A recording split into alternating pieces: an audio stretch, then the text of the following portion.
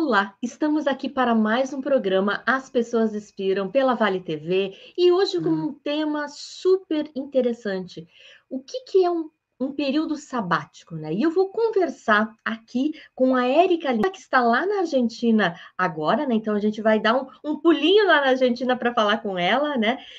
Ela é de Guarulhos, tem sua trajetória profissional por lá e também é formada em comunicação e hoje está, como eu falei, na Argentina. Eu vou chamar a Érica aqui. Seja muito bem-vinda, Érica, ao programa As Pessoas Inspiram. Oi, Eliane, obrigada pelo convite. Érica, olha só, para a gente começar aqui a entrevista, né, eu queria que tu contasse um pouquinho para nós sobre a tua trajetória profissional e também por que esse período sabático entrou na tua vida. Tá, eu me formei em comunicação e marketing com 21 anos de idade. Eu me formei muito, muito jovem. Não vou te dizer que eu sabia exatamente o que eu já queria trabalhar na área, não sabia, mas eu não queria ficar parada e eu fui fazer intercâmbio, fui viajar, fui trabalhar num navio de cruzeiro, tudo isso em busca, eu estou sempre em busca, eu acho que esse é o lema da minha vida, em busca de entender, me compreender o que eu queria trabalhar na vida, qual que seria a minha carreira. Mesmo já formada, isso não era muito claro para mim. Resumindo muito esse tempo de intercâmbio, de navio, eu voltei para o Brasil, voltei para São Paulo com 27 anos, para São Paulo direto, porque era uma das melhores localizações para ingressar no mercado. E eu entrei na hotelaria de luxo de uma bandeira espanhola e trabalhei ali por quase 2 anos. Na hotelaria, eu organicamente descobri uma outra área que se chama Facilities. Em Facilities, eu organicamente descobri o RH e eu sempre trabalhei com tudo isso junto e misturado, porque eu tive sorte de trabalhar em empresas que me deram muita liberdade. E nos últimos 5 anos, resumindo muito, são 10 anos em São Paulo, 10 anos de carreira. Eu iniciei até um pouco tarde no mercado. Nesses últimos 10 anos, metade deles eu trabalhei em startups, né, que é o mercado de tecnologia, que foi incrível, porque é uma empresa que sempre está crescendo, te dá uma liberdade de crescimento, de criação, de adaptação, te deixa trabalhar com outros escopos, te deixa ser curioso sobre outras áreas. E eu fui conhecendo mais e mais. Nesses 10 anos, eu sempre estudei muito, foi um curso atrás do outro, pós-graduação, MBA, muito trabalho, e eu me perdi no CPF, assim, profissionalmente a minha carreira voou, mas no CPF não. Então, no pessoal eu estava bem. Tudo que eu queria fazer eu postergava, tudo que eu queria estudar para outros propósitos que não fosse trabalho, que não fosse ganhar dinheiro, eu postergava. Tudo que eu queria fazer parte, gastar meu tempo e energia, eu postergava, porque eu não tinha energia, né? Eu não tinha tempo também. Então, nesses últimos 10 anos, percorri uma carreira muito legal em São Paulo, mas ao mesmo tempo que me fez me perder um pouquinho. E por Mas isso, resumindo bem, por isso estou aqui, neste sabático agora. me diz uma coisa, Érica. Tu tá em que cidade na Argentina? Conta um pouquinho para nós, por que da escolha dessa cidade também? Eu amo essa pergunta porque nenhum brasileiro entende porque eu não estou em Buenos Aires, mas eu estou em Córdoba, capital do estado de Córdoba, interior da Argentina. Eu estou a 700 quilômetros de Buenos Aires. É uma região serrana. Eu já morei em muito lugar nesse Brasil e no mundo, sabe, Eliane? Mas existe uma coisa em lugares que me faz me sentir em casa, e geralmente são as pessoas, o tipo de pessoa que existe naquela comunidade. E Córdoba, o cordobês, é um povo que eu adoro. É um povo que me faz me sentir muito bem com eles em qualquer lugar. Desde que eu encontrei eles a primeira vez num bar, desenvolver relacionamentos, conhecendo eles em cursos. Povo aberto, povo querido, muito engraçado, muito divertido. E isso que me fez querer ficar aqui. Córdoba não é uma cidade super metropolitana, mas é uma região de muita natureza, com um povo muito querido. E eu vim para cá uma vez estudar espanhol. Fiquei aqui um mês, há 4 anos atrás. E aí eu me apaixonei. Então, na hora que eu tomei a decisão, vou parar, eu precisava escolher um lugar que eu me sinto bem e acolhida. E não é nem em São Paulo, não era na cidade de Guarulhos, não era em nenhum lugar. Assim, nunca me senti como eu me senti aqui. Falei, então eu vou para lá. E aqui eu tenho a paz que eu preciso e o acolhimento necessário também. Maravilhoso, maravilhoso. Érica, olha só, vamos entrar um pouquinho nesse período sabático, né? Para as pessoas que nunca ouviram falar sobre o tema, eu queria que tu contasse para nós como é assim os teus dias, quais são as atividades que normalmente você faz nesse período que você está aí. Você já está em torno de 7, 8 meses, né, em Córdoba. No sabático eu tô 8 meses, em Córdoba eu tô há 6, exatamente, né? Eu tive um período para me organizar para vir para cá.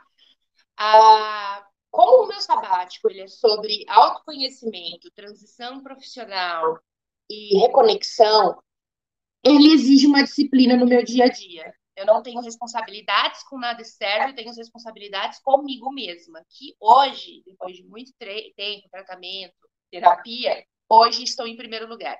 Então, como é que eu faço o meu dia? Eu tenho que me organizar no dia anterior com coisas que... e buscando temas que me fazem interesse. Então, hoje, Eliane, eu estou estudando muito. Eu acho que eu nunca estudei tanto na minha vida.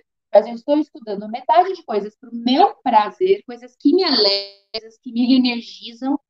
Eu estou fazendo um curso de vinho. Eu vou fazer um curso, depois eu quero fazer um curso para aprender a andar de patins. São coisas que eu queria sempre fazer, porque são temas que me interessam e eu não conseguia. Mas também estou estudando coisas para minha transição, coisas que eu tenho muito tempo interesse de estudar e não tinha chance, como o tema de ESG, de sustentabilidade, responsabilidade social corporativa. Então, meu tempo é muito de estudo. E, lógico, espanhol também. Estou aqui estudando com um professor particular. Então, muito estudo, porque é o meu propósito, me reconectar comigo, transição de carreira e o que me dá prazer. Estou muito focada na minha saúde física também, então passei por check-up, faço exercícios. Eu quis que o exercício entrasse na minha vida de uma maneira que um dia ele fosse muito natural, até eu senti falta mesmo, e eu consegui, depois de alguns meses eu consegui. Então, cada mês eu busco uma atividade diferente para investindo no meu futuro físico, porque eu quero ser uma senhora que consegue levantar suas compras sozinha. Essa é a minha maior motivação, não é ficar linda, maravilhosa, assim, ter uma velhice muito saudável. E ela, o tempo está passando, eu sei que vai chegar, então comecei a ter uma noção maior do meu tempo também, do meu tempo à frente de mim, onde eu quero chegar.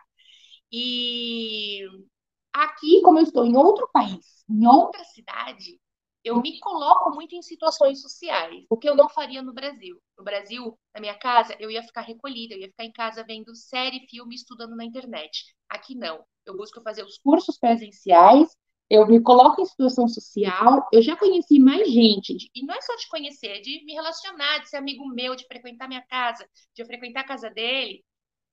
Mais gente aqui nesse tempo em Córdoba do que 10 anos em São Paulo, porque a gente só conhece pessoas em São Paulo no trabalho. E aqui a gente se junta, aqui eles falam uma palavra que eu acho linda, mas vamos fazer uma juntada. Que é simplesmente você ir na casa de alguém, pedir uma pizza, fazer um churrasco e ficar conversando, sabe? Chama juntada. Isso eu nunca fiz em São Paulo. Era de uma forma diferente o lazer, e aqui eu estou descobrindo isso. E muita conexão com a natureza também. Eu moro perto de muitos povoados, eles chamam aqui de povoados, mas são pequenas cidades. E eu amo, me sinto bem ali também. Então, e estou descobrindo coisas novas. Eu estou me deixando ser provocada. Um tema interessante, eu tenho tempo hoje e eu mergulho nisso. Basicamente, é isso. O sabático, ele tem um propósito para cada vida, né? Tem gente que para descansar, tem gente que para explorar e fazer mochilão, tem gente que para só para fazer um doutorado, mas está no sabático. Para ele é um sabático fazer um doutorado, né? Para mim, é sobre reconexão comigo mesma e reajuste de rota. Assim que é um tempo de disciplina, muita disciplina, porque é só para mim mesma, e você muitas vezes pode subestimar. É para mim, eu posso acordar mais tarde. Só eu mesmo vou saber, não vou fazer isso. Hoje eu me sinto mais cobrada ainda agora. Eu aprendi a me colocar numa posição que eu me sinto mais cobrada de não fazer por mim do que pelo exterior. Resumindo assim, essa é a minha organização. daqui, aqui nesse Muito período. bem. E bom tu lembrar isso, né, Érica, que o sabático tem uma finalidade para cada pessoa, né? Tem assim um propósito para cada pessoa. Isso é muito legal. Sim. E que bom que tu estás compartilhando, né, a tua experiência aí para nós que também pode inspirar outras pessoas, né, a se despertarem para esse movimento, né? Mas a gente sabe, né, que não é tão fácil assim, né? Queria que tu contasse para nós quais foram os principais desafios e que estão sendo ainda para ti, né, estar nesse período sabático. Eu tenho três que sempre me abalaram um pouquinho e eu sempre estou tratando, busco tratar. Primeiro, a influência, né? O que as pessoas que fazem parte da minha vida, amigos e familiares, falaram sobre isso ou falam sobre isso. No começo, eu recebi muita informação assim. Ah, você vai ficar 2 meses e você não vai conseguir, porque você tem muita energia, você vai voltar pro trabalho. Não, você não vai conseguir. Ou tipo, é o momento, olha o mercado, quantas demissões em massa está acontecendo, você tinha que estar ligada nisso. Enfim, é, alguns compreenderam, outros não. O que eu fiz foi assim, informar uma decisão. Eu não pedi uma opinião na hora que eu informei a minha condição. Eu só avisei. Já com passagem comprada para cá. Então não tinha muito o que fazer. Eu não compartilhei tanto. Mas até hoje surgem Sim. perguntas assim. Realmente, eu escutei. Mas aí, o seguro-desemprego já não acabou, não? O que você vai Caraca. fazer? Assim, tudo bem, obrigada por se preocupar comigo. Mas eu vou continuar assim. O segundo é a parte financeira. Porque chega um momento que não entra mais nada, só sai da sua conta. E isso pode te gerar uma ansiedade. Mas eu tenho um plano, eu fiz para lidar com isso, eu fiz um plano A, um plano B e um plano C. E eu sei o que fazer em cada situação. Então, a parte financeira pode pegar também e pode te atrapalhar nesse período, poderia me atrapalhar, eu sabia disso, pela questão da ansiedade, não pela questão de eu precisar, pela questão de ser. Eu sou muito ansiosa, eu ia ter crise de ansiedade de ver que está saindo e não está entrando, eu ia parar com tudo e acabar desistindo do meu propósito. É o segundo problema que eu enfrento, enfrentei mais, agora está mais suave. E o terceiro é ter a certeza de quando voltar. Quis escrever em pedra, tá? Assim, vou ficar 8 meses fora, vou ficar 12 meses fora. Eu não quis escrever isso em pedra, eu quis muito respeitar o meu momento. Eu já estou chegando no final, eu sei disso. Eu já estou chegando no final desse momento, eu já me sinto reenergizada. Não é porque eu tenho muita energia, eu quero trabalhar. Porque eu tenho muita energia, meus dias são muito ocupados, eu faço muita coisa. É porque eu já encontrei muita resposta. É porque muita coisa já faz sentido para mim, porque eu consegui essa pausa. Então, esse é o maior desafio. O momento de eu vou voltar, vou retornar, e que caminho que eu vou seguir? Eu sei o caminho, mas será que eu vou conseguir o caminho que eu estou imaginando há tanto tempo? Esse é o terceiro motivo, o terceiro desafio de me dar uma determinada ansiedade. Eu imagino que em cada tipo de sabático as pessoas têm suas diversas ansiedades, mas essa de influência de todos. O que os outros acham, na verdade, influência não. O que os outros acham? A parte financeira e a saber, será que vai dar tudo certo quando eu decidir voltar? Será que vão me aceitar de volta? Será que o mercado vai me querer? Como é que vai ser? Eu acho que são esses três desafios de lidar com o sabático, sendo ele planejado ou não. É Sendo ele verdade. planejado ou não.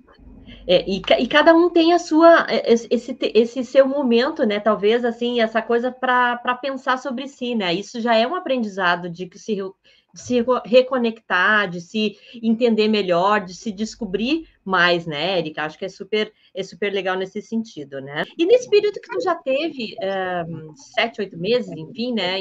Eu queria que tu comentasse comigo assim quais foram as tuas percepções positivas. O que foi assim a tua virada de chave até de antes e desse período que você já está nesse período de transição aí? Ai, a minha virada de chave realmente ela é mental, Eliane, e ela é sobre clareza. Eu hoje tenho clareza de pensamentos, clareza do futuro, clareza do passado, eu consigo entender, eu consigo olhar tudo, entender, tirar conclusões, e baseado em conclusões eu consigo planejar ações. E eu não conseguia fazer isso mais, porque eu vivia muito culpada, porque eu estava mentalmente exausta. Então hoje eu tenho clareza. Eu era uma pessoa muito esclarecida antes, eu me considerava extremamente esclarecida, trabalhava, estudava, fazia terapia, tava tudo ok, assim. Mas não era. Eu me enganava, eu não tinha essa percepção, eu não tinha essa ideia. Assim que hoje, a minha maior realização é clareza. Está tudo claro agora. Posso realmente tomar decisões em paz. E essa paz me faltava antes. Por mais que eu tinha essa.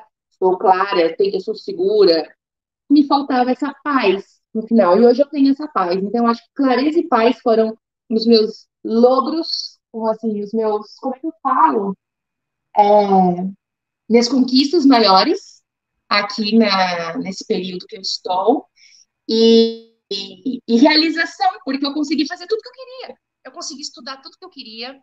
Eu consegui me dedicar ao voluntariado como eu queria. Eu consegui me conectar com pessoas como eu queria. Eu consegui fazer exatamente tudo que eu queria. E essa realização, tipo, eu quero fazer o que eu quero, eu não tinha muitos anos. Então, Imagino. assim, clareza, paz e realização. É tudo que eu sinto, é o que eu creio que eu alcancei depois de 8 meses. Legal. Então, por isso eu falo, talvez eu volte antes, porque eu já me sinto muito bem. E agora, faz de um mês para cá que eu compartilho, tá, Eliane? Antes disso, é um Aham. período tão íntimo que não dava para falar sobre. Mas Uhum. agora eu consigo compartilhar com todo mundo sobre o processo, sobre comer sabático, falar essa palavra que eu não conseguia também. E eu acho que é isso, compartilhar é bem importante. Muito bem, muito bem. E aí, Érica, nesse período que a gente está vivendo, né? Eu sei que tu pensou muito no teu propósito, né?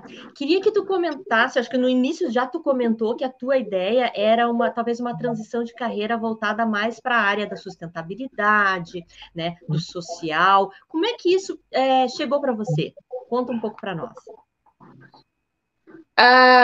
Eu tive meu primeiro contato com a sustentabilidade quando entrei no navio, quando eu trabalhei a bordo. Eu tive que fazer muitos cursos preparatórios, e dentro do navio também a gente tinha muitos cursos, e eu aprendi muito ali sobre a parte de sustentabilidade da natureza, tá? E fiquei chocada, assim, com tudo que eu aprendi. Foi a primeira vez, é muito claro para mim, a primeira vez que eu tive acesso a isso. Desde então, foi um tema que sempre me interessou, e eu tive sorte de trabalhar em empresas muito conscientes em São Paulo, em prédios com certificações LEED, que são prédios que têm tantas coisas sustentáveis que eles conseguem uma certificação XPTO. Depois entrei em startups que tinham preocupação com isso. Só que com startup eu consegui também saber que existe uma coisa chamada responsabilidade social corporativa e diversidade e inclusão, que antes eu nem sabia que era, também fazia parte do corporativo. E isso me chamou muita atenção. E eu comecei a estudar, participar de comitês, estudar bem pouquinho, eu não conseguia ter tempo para isso, mas muito, muito curiosa sobre o tema. E assim, os últimos 2 anos, eu concretizei. Eu falei, isso é muito legal, eu gosto muito disso. Eu aprendi que isso é ESG. Eu não sabia que existia essa sigla há muito tempo atrás. Eu não sabia que esses temas, todos que me encantam, que me fazem bem, que eu fico muito acelerada só de pensar sobre trabalhar e estudar esse tema e de pôr em prática, estão numa sigla só. E aí eu comecei a estudar isso como se não houvesse amanhã. Estudei no Brasil, estou estudando na Argentina, e o que rola na internet. Eu conheci muita gente por causa desse meu propósito, inclusive você. Então, é isso que eu busco hoje. Busco não, assim, estou nesse tema hoje. Porque, assim, Eliane, eu não gosto muito de falar do meu propósito, porque é muito clichêzão. Mas eu não tenho muito como maquiar. O meu propósito é deixar o mundo um pouco melhor do que eu encontrei. Se eu vou conseguir, eu não sei. Mas seja em qualquer área da minha vida, é assim que eu vou trabalhar. É para isso que eu vou trabalhar. Principalmente se for voltado para o ser humano, assim, para. Gosto muito de responsabilidade social por isso, voluntariado também. Eu me sinto muito sortuda, eu tenho demais, eu não preciso de tanto. Meu tempo, minha energia, tudo assim, não é só dinheiro. E eu vou levar o que eu puder para o próximo, conhecer, ajuda, mentoria, tudo. E eu quero trazer isso para minha vida onde eu ganho dinheiro também. Então, por isso que eu estou estudando ESG. Quando eu descobri que isso fazia parte desse ESG, isso me encantou. Então, eu estudo justamente para entrar numa companhia que olhe para essa área, mesmo que eu sei que a maioria olha para fazer parte de uma agenda, para conquistar mais investidor, não porque é uma causa de verdade, mas tá tudo bem. Eu quero lidar com isso e trabalhar com isso de coração. E, assim, em todas as esferas da minha vida, enquanto eu estiver neste mundo, que eu não sei mais quanto tempo vai ser, né? Depois da pandemia, depois do Covid, isso também deu uma mudadinha na minha mente. E, e encontrar um lugar onde eu possa trabalhar com todas as ferramentas e estratégias que eu aprendi nos últimos anos no corporativo. No Que pessoal, eu já sei legal. como fazer, no corporativo eu vou descobrir. Ai, legal, legal. E eu acho que é super importante, né, esse alinhamento, né, Érica, do nosso lado pessoal para o lado profissional, que na verdade é tudo junto, misturado, né? Não tem como a gente separar, mas Não. que tem a ver com nossos valores. Eu acho que quando a gente se conecta e pode trazer para o mundo, né, essa conexão por meio de um negócio, por meio de uma empresa, né, ou trabalhar numa corporação que tenha isso muito forte, é um prazer imenso, né? Eu acho que é uma transformação assim para a vida da gente, né? E aí as Sim. coisas fluem, né? É incrível, né? Érica, deixa eu te perguntar mais uma coisinha. Você que já teve experiência aqui vários países, como tu falou, né? Na tua primeira fase ali de trabalhar nos navios, enfim, tá na Argentina, né? Essa pauta, né, da sustentabilidade, isso é uma pauta diferente em cada país. Conta um pouquinho para nós os teus estudos nesse sentido, assim. Em que nível tá? Que Sim. nível o Brasil, você acha que o Brasil está? E em nível de consciência, assim, comparado com o que tu tem experienciado ou já experienciou? Totalmente. Eu acho que, em primeiro lugar, a sustentabilidade ela tem que vir do governo. E quando o governo local, pode ser falando de prefeitura, governo estadual, ele tem isso na pauta, ele trabalha bastante com isso, ele influencia a comunidade. Isso é forte em São Paulo, na região que eu morava, na Zona Sul. Porque tem coleta, eu não sei nas outras regiões, então eu não posso falar, pode ser que tenha. Coleta de reciclável, os prédios terem dias X e Y para jogar tais resíduos. Isso já é um passo para a sustentabilidade na comunidade influenciada pelo governo local, né? É, e, outras, e outras determinadas regras. Aqui na Argentina isso não existe. Não aqui em Córdoba. Eu não gosto de falar do país inteiro, gente, porque eu tô numa cidadezinha, numa partezinha. Claro. E aqui não, pode ser que em Buenos Aires tenha. E me choca, é muito ruim para mim jogar tudo no mesmo lixo. Porque eu já faço isso há tantos anos de uma forma diferente no meu escritório, na minha casa, de prestar atenção, até quando eu quebro um vídeo de como enrolar para o lixeiro não se machucar. Aqui não tem isso. A forma como é depositado na rua é bem angustiante. Bem angustiante. Então, aqui essa pauta não é forte. Nos Estados Unidos, dependendo da região que você está, eu morei em dois lugares, em Nova York e Califórnia, numa ponta e na outra. Na Califórnia, isso era muito forte. Mas era uma outra comunidade, isso também vinha do governo, tinha diversas coletas, tinham várias cores de saco, tinha a questão do mar, de economizar água, da limpeza das praias, tinha muito forte isso, mas era uma coisa da comunidade californiana. Em Nova York, aquela cidade é um lixão, assim, a região infelizmente, sem romantizar, não tinha. Pode ser que agora esteja, eu estou falando de 10 anos atrás lá. Então, eu acredito muito que o governo local e os empresários, as principais empresas inseridas na comunidade, elas influenciam esse comportamento nas pessoas. E muda muito, sim, de região para região. No navio, isso é super sério, isso é levado muito a sério, por isso a gente tem muitos treinamentos. Respeitamos muito o mar, mesmo jogando os dejetos ali, que dá uma dó, mas é determinados quilômetros, 1.000 quilômetros da costa, de qualquer país, mas enfim, tá no mar. E, e ali é uma comunidade de 700 pessoas, não, 3.000 pessoas trabalhando de cerca de 25 regiões diferentes do mundo.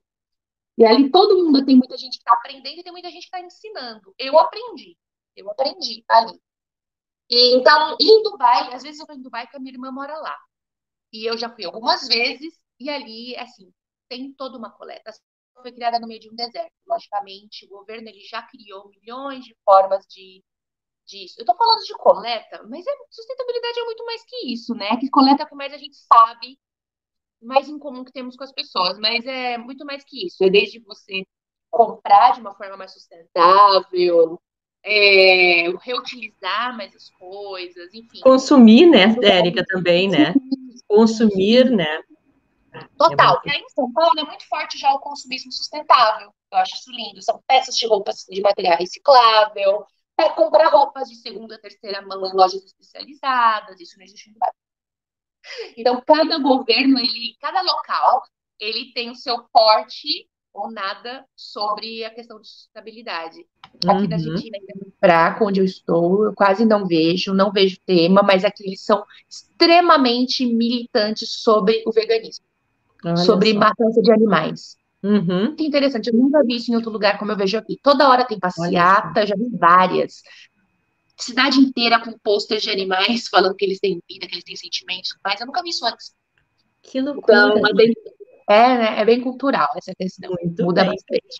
Érica, olha só, a gente já está aqui na finaleira do programa, não temos muito tempo, mas já passou rápido, né? Temos que marcar outra reunião aqui para nós, outro episódio aqui para conversar um pouco mais sobre isso, né? Mas eu queria te perguntar e que tu deixasse uma mensagem aqui para a galera que está nos ouvindo, que vai nos assistir depois pelas redes sociais, sobre indicações de livros, o que tu livros, filmes, música, né? O que tu teria aí para dizer para quem está pensando em se aventurar nessa maravilha que é parar, né? Essa pausa que é tão necessária para todos nós nesses dias de hoje.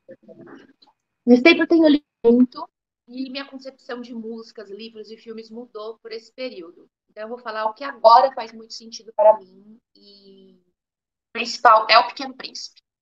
Né? O Pequeno Príncipe, ele fala sobre muito do que você vive no sabático, do que eu estou vivendo no sabático, da conexão com você mesmo e da conexão de você com a sociedade, da conexão com seus relacionamentos, com o que realmente importa na vida, além de ganhar dinheiro.